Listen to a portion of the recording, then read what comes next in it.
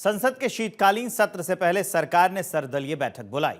इस बैठक में कांग्रेस ने अडानी और मणिपुर मुद्दे पर संसद में चर्चा की मांग की।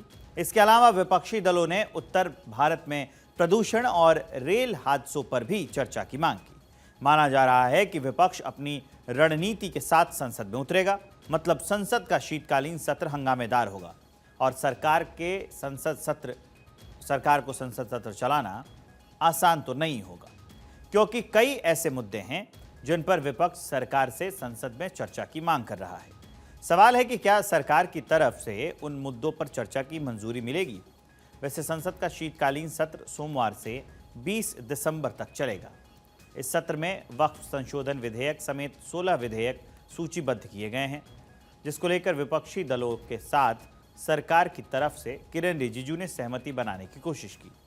इस बैठक में बीजेपी अध्यक्ष जेपी नड्डा, कांग्रेस नेता जयराम रमेश और गौरव गोगोई के अलावा टी शिव, हरसिमरत कौर बादल और अनुप्रिया पटेल शामिल रही। इस बैठक के बाद किरण रिजिजू ने कहा कि हमारी पार्टी संविधान दिवस मनाएगी और हर परिवार तक संविधान को लेकर जाएगी।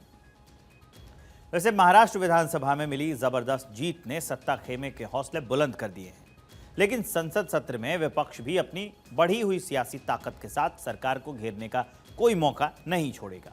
वक्फ संशोधन विधेयक समेत 16 विधेयक होंगे पेश। सत्ता विपक्ष के बीच कई मुद्दों पर सीधी तकरार संभव है। वक्फ संशोधन विधेयक पर बनी जेपीसी रिपोर्ट सौंपेगी।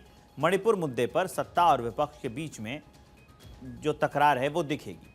संसद में एक बार फिर से अडानी मुद्दे पर भी हंगामा संभव है।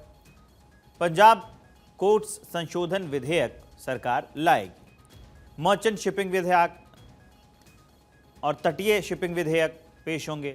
भारतीय बंदरगाह विधेयक भी सरकार पेश करेगी। इस मुद्दे पर हमारी पॉलिटिकल एडिटर अदिति नागर ने खास जानकारी जुटाई। उन्होंने बताया है कि कौन कौन बिल इस सत्र में लाए जा सकते हैं और किन मुद्दों पर तकरार हो सकती है। बॉडी लैंग्वेज एक बहुत बड़ा फैक्टर होने वाला है, क्योंकि पिछले सत्र में हमने देखा दो लड़कों की जोड़ी, कैसे अखिलेश यादव राहुल गांधी जब भले ही विपक्ष में थे, लेकिन बॉडी लैंग्वेज ऐसी थी जैसे सरकार को दो टूक हर मुद्दे पर जवाब दे रहे हैं। साथ में जिस तरीके से अयोध्या से सपा ने चुनाव जीता और उनके सांसद भी ट्रॉफी की तरह अखिलेश यादव और राहुल गांधी के बीच में बैठा करते थे, लेकिन अब महाराष्ट्र की अप्रत्याशित जीत के बाद भारतीय जनता पार्टी के सांसदों और शीर्ष नेतृत्व के अंदर बदला हुआ बॉडी लैंग्वेज और समीकरण इस शीतकालीन सत्र को रोचक बनाएगा। लेकिन एक खास मुद्दा है, इस सत्र में लगभग 15 बिल इंट्रोड्यूस होने वाले हैं, जिसमें 2 बिल बेहद खास हैं।